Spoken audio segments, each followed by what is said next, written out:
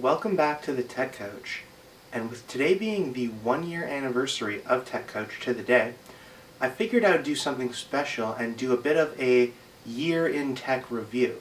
So this is going to be my brief review of our favorite tech on the Tech Coach from the past year, from 2017. So let's jump into it and talk about smartphones. 10 years ago, when the original iPhone was launched, it was a great day. All of a sudden, we all had the internet in our hands. The App Store came, and it really transformed the way we interact with technology, especially on the go. So, as time has gone on, smartphones have gotten better and faster and more features, and then things started to slow down. There weren't too many new features that could be added that really enhanced our lives. The screen couldn't really get so much better anymore because it already had such high pixel density and great color.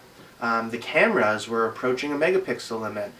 What's the point of having a 50 megapixel camera on a phone with such a small lens? But this year we saw something different. Of course, the phones got faster and smarter and lighter and thinner, but this year something really interesting happened in that there was a major design change across the board. And we went from seeing phones that were all like this is the iPhone 6s Plus, with these huge bezels that we're used to with camera and speaker built in and a home button, etc., to basically phones where it's all screen. There aren't any buttons, it's just one big screen, which allows you to get this really nice bigger screen like that I love so much in my iPhone 6s Plus, but in the body of a smaller phone that's easier to use with one hand, and you kind of get the best of both worlds. And I think that was a huge step forward. You saw it first from Samsung with the Galaxy S8, the S8 Plus, you saw it on the Note, tons of others, and of course Apple just released the iPhone X, where they basically have a bezel-less phone with just one little panel at the top for the face sensing array, and it's really a great change. The only unfortunate thing about this change was that many of those phones came at a super premium price. So for example, the iPhone starting at $1,000 US is it's really expensive. It makes it really hard to get in. Although the innovation is very much welcome across the board. So if you're looking for a new smartphone, I hope you're able to get in on that new craze. It's really great. These phones feel really nice, they look really nice, and it's great to have a step forward for smartphones when it's been slowing down so much. Before jumping on to my next topic, I'd like to just, as a cognitive neuroscientist, I would be remiss if I didn't mention artificial intelligence.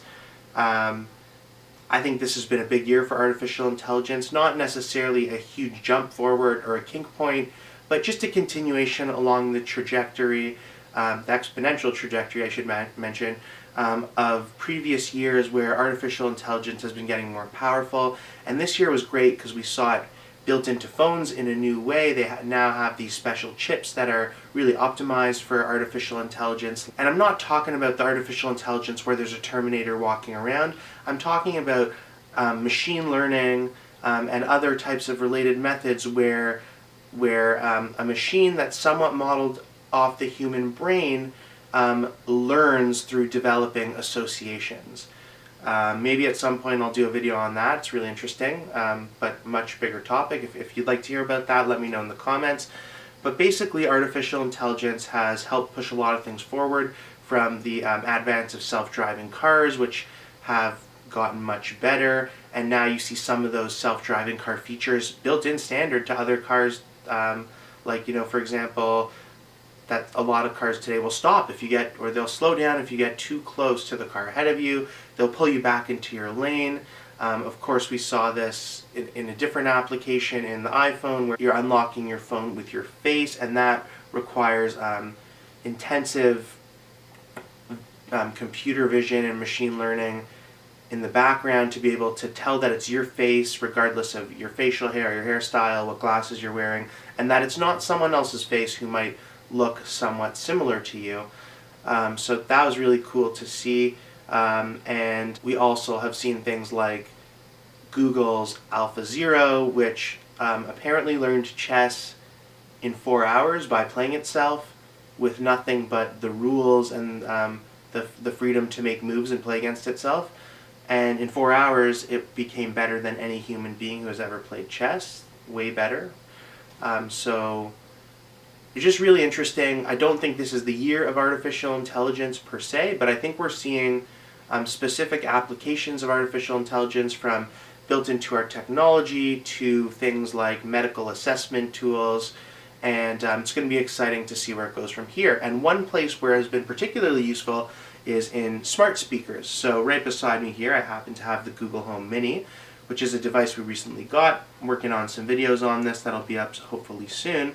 And this is basically a speaker that sits in your whatever room you want. You leave it plugged in, and it's always listening to you for the special command for you to set it off and say something like, "Okay Google, what's the score in the Golden State Warriors game?"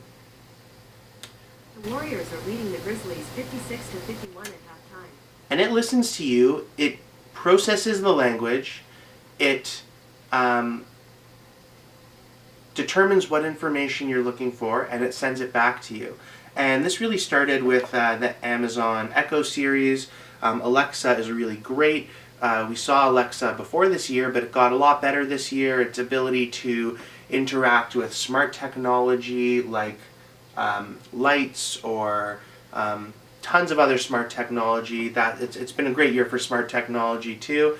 And these smart speakers, which sit there, listen to you and complete tasks that you ask them to, like turning on music, counting down timers, setting appointments for you, calling Ubers. They've just gotten so much better, and the addition of Google to the game has been really great, because Google's thing is artificial intelligence and organizing information, so I expect them to at some point become the leaders in this. Right now Alexa is still doing really well. Apple announced that they're going to make an entry to the game in a much more speaker-focused way with the HomePod. Can't really say much about that until we see it, but it's more focused on the sound, and it's got Siri built in, which we know is already lagging relative to Google Assistant. So you got the Google Home series, where they have this Home Mini, very small, sleek, looks great, and works great. But they have the regular Google Home, which is slightly bigger, pretty respectable speaker for what it does, and then the Google Home Max, which is this $400 device that's quite large and very loud, and has the same Google Assistant features, but also has some other smart features where if you have multiple of them set up in the same house, they intelligently combine sounds. So if you put them beside each other, they automatically go into stereo mode, and it's pretty cool. And Amazon has the same thing. They have the Dot series, which is the small one. They have the normal Amazon Echo. There's some premium Echoes, and they've also built Alexa into other devices like the Ecobee smart thermostat. So it's like the Nest. You have it on your wall, controls the temperature. You can control it from your phone, and Alexa is built in, waiting for you to give it commands right off the bat. So it's been a great year for smart speakers, and with Apple coming to the game at some point in 2018, should get even better. And I'm definitely excited to see where they go, but I think that we've seen a really big step forward with that, and these are really usable devices. This one here we got for $30 on a special deal, and to have this sitting here, you can't go wrong. You pair that with the Chromecast, and you can tell, now you could be hands-free telling your TV to play things for you on Netflix, or play music, or show you pictures, or whatever. It's great. If you haven't looked at smart speakers, definitely check it out. Definitely check out our other videos on this. And yeah, let's move on. The other great thing that happened this year was in speaker technology and headphones. So last year we had some really great wireless headphones. I actually showed a few on this channel, including ones that are over-ear, the ausdom M06. I'll post the link to that up here or in the description below. Those were really great, got them for under $50. They've just been absolutely amazing, one of the best value tech purchases I've ever made. And I had some other ones that are in-ear, connected by a wire, but the big thing that really happened was that we got truly wireless headphones. So those are ones like this here. And basically they're just buds that go right in your ear. They're not connected to anything, and they work really. Some of them work really well. This was the year where they started to work really well, and this makes life really great. So one of the big points for this technology was when Apple released their AirPods. They're basically, some people made fun of that. It looks like you're wearing toothpicks out of your ears. Basically, they're the standard Apple headphones that come with your phone, except they're wireless. They come in this floss case that charges them. In total, they have about 24 hours of charge between what the pods hold and then what you get through the case. Apple really smartly built in a smart wireless chip into them, so basically you open them up beside your phone and it automatically pairs really easily. They did a really great job of that. It pairs with your phone, iPad, computer. It made pairing really easy, which for people who aren't tech savvy is a big thing. And then they added a whole bunch of other features, like if you pull one of them out, it automatically pauses. At the AirPods price point, there are many other great options, including options from Samsung. There's this great company, Braggy, that made some really great headphones. I was really impressed with.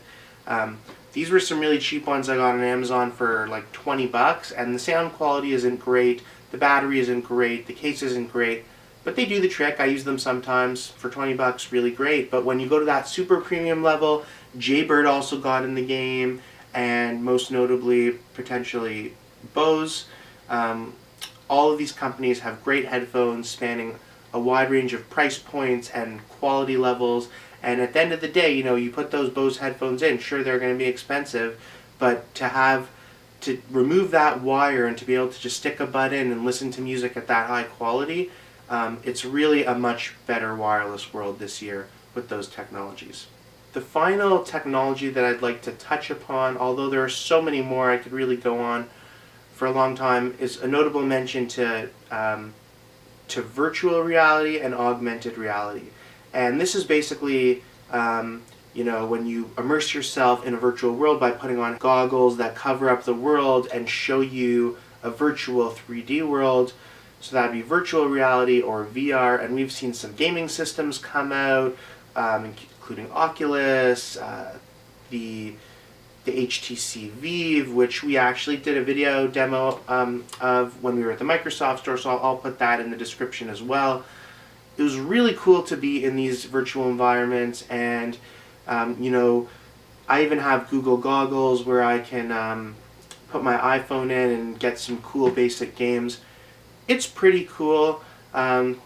Similarly, augmented reality is when you have a virtual world like that, but you're seeing the real world with virtual things overlaid onto it. So instead of me going into this game cartoon world, I see the real world as it is, except, as in the case of the Google Pixel 2 phone, you might have objects from Star Wars like stormtroopers in your world that actually interact with you.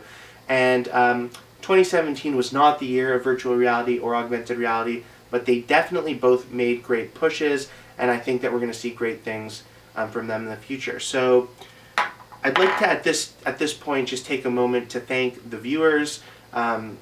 It's been a great year for us on the Tech Couch. We have our Tech Couch where we look at different technology, and we have our Tech Couch Baby where we show you different baby gear and baby technology. And both channels have been just so much fun for us, such a great hobby. We've had some great interactions with different people who have commented on our videos, and really just want to thank you all. Thanks for joining us on the Tech Couch. Take it easy.